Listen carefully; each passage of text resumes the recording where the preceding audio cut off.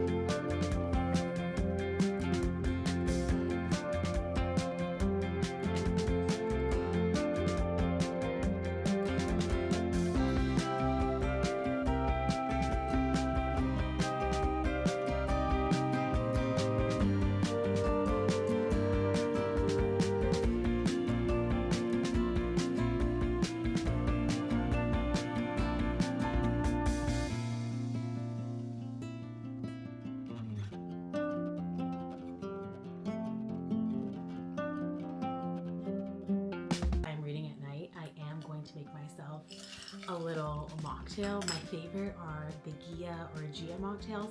I'll put in the recipe. I'm absolutely obsessed with these. I did dry January.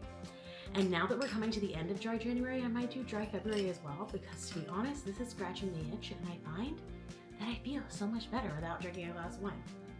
So my thoughts so far on the Tower of Dawn, Empire of Storms tandem read. I'm about 100 pages in on both of these, but you would never be able to tell because these are such thick books that it looks like I've barely made a dent in either of them.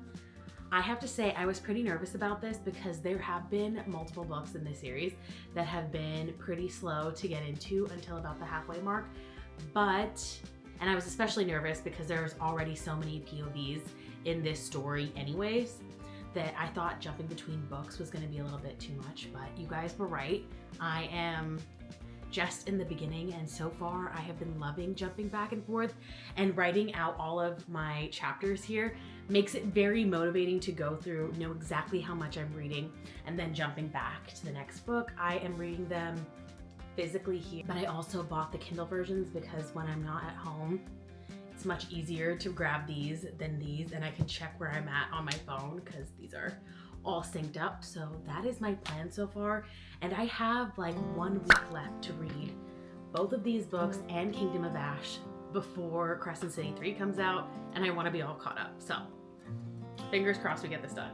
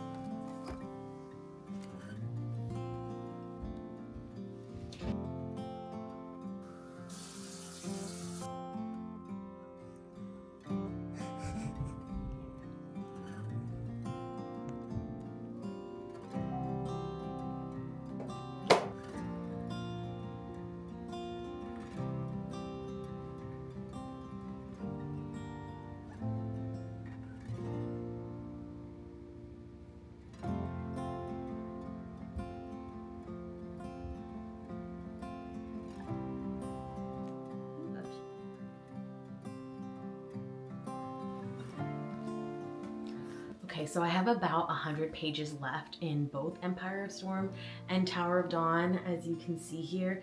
And I gotta say, these are definitely my favorite out of the bunch. And that's saying a lot because I really, really liked Queen of Shadows as well. I never thought that I would be as interested in this many points of view as I actually am. Usually I love the protagonist and the main character, and then every time we stray away from that main story, I'm like waiting to get back to that main storyline. But in these books, every single point of view and every single romance that's going on is equally interesting to me, and every time I'm disappointed to be leaving one storyline to jump into another, I'm excited like 1 or 2 pages in to be back in that other storyline. And so for me, this has been like a really enjoyable experience.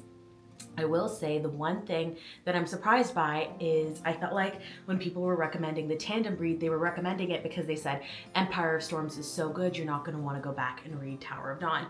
And so what I was expecting, that felt like people were saying, was that Tower of Dawn isn't good, and I'm here to say that is not true. I am shocked that even though our primary characters aren't in Tower of Dawn, I am obsessed with this book. Like, once you get here, you'll know, like Irene Towers, I'm absolutely obsessed. Like I can't believe they made a character that I wasn't excited about someone I'm extremely excited to read about. I am absolutely riveted by the stories going on here with Kale and Nesrin and Irene and the royal family in the south here. It is truly incredible. I am shook by this book. And maybe it's because every time I go into a book thinking it's not going to be good and it happens to be good, I'm like overly impressed by it. But if you're going into the tandem read and you're like me and you think you're not going to like Tower of Dawn, it is very good. So don't be afraid to jump into this read. It is very good. And I think I'm going to finish these tonight, but I'm kind of sad that they're going to be over soon and I just have one book left.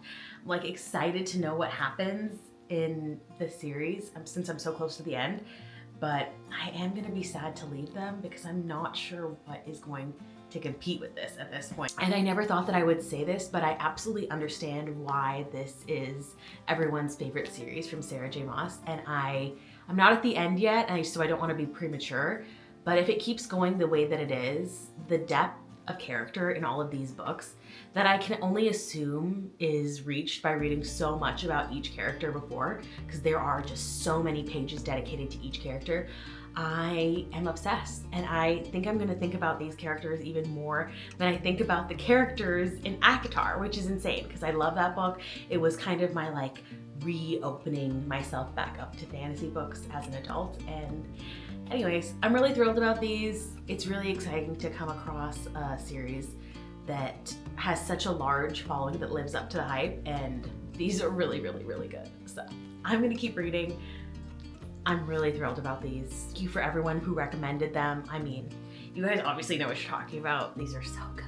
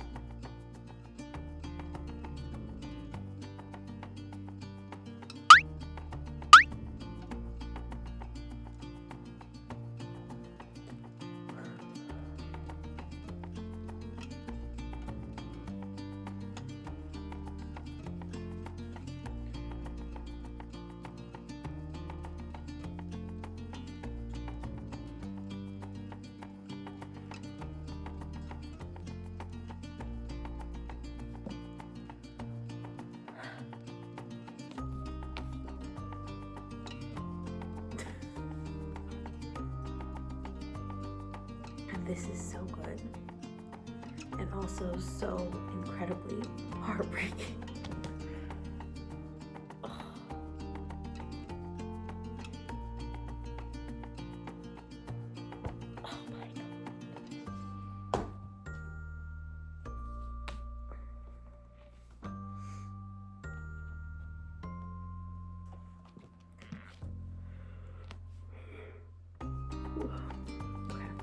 The last little bit of this is gonna have to be till tomorrow morning. I'm exhausted.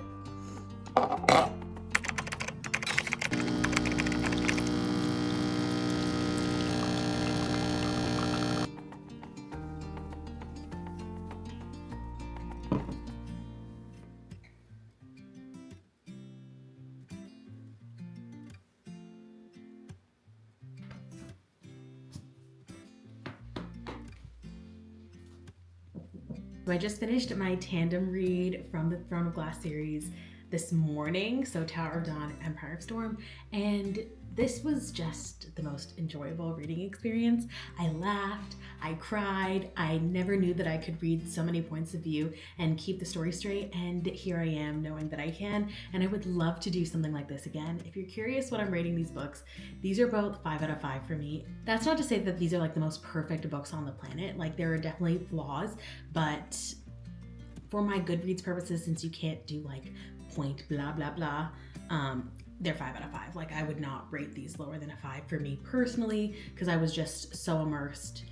I thought the depth of the characters was just something that you can't really, I don't think you can achieve with smaller books. Like I've spent so much time with these characters. I'm obsessed with them. I'm emotionally attached to them. So, and the storyline I just did not see coming whatsoever. Like I want to know what's going on in Sarah J. Maas's head to come up with these like worlds and systems and wars, and it's just crazy.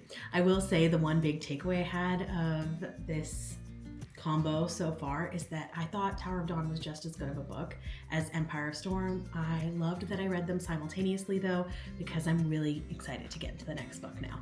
The payoff for this kind of series is what I would call like a delayed gratification payoff, because you read so much at the beginning, like in the first 3 books really lays the groundwork for like crazy things that happen in these books, and I would never have thought that I would have been equally invested in like 7 or 8 characters as I am with these. Jumping between points of view was really easy for me to do because I was so invested in these characters. I am so invested in these characters. I don't think I'm gonna be not thinking about them for a very long time. So if you are finishing up Queen of Shadows and you're thinking about whether or not you should do the tandem read, highly recommend. You should definitely do it. I've also never done a reading challenge like this before, and I've never heard of any other series that have a tandem read in it. So this was like a really fun little reading challenge. If you know of any other ones, I would totally be open to doing this again because it was really enjoyable to have a little guide and to check them off. I like put it in my reading journal, so I was able to go and check off chapters in one book as I switched from one to the other. Anyways, these were really, really excited to read. I'm really excited to jump into the next one. And this was really fun to film as well. So if you like this video, let me know down below. Let me know what you're reading right now and what I should read next. Like, where do I go after the Throne of Glass series? I have a couple of things, well, I have a lot of things on my TBR, but I'm like not sure if I should go for a palette cleanser or jump into another series that I have been thinking about reading. Let me know down below. I'm like between reading the rest of Magnolia Parks or jumping into the Caraval series as my next series to take on. So let me know which one of those two, if you've read them, I should do next.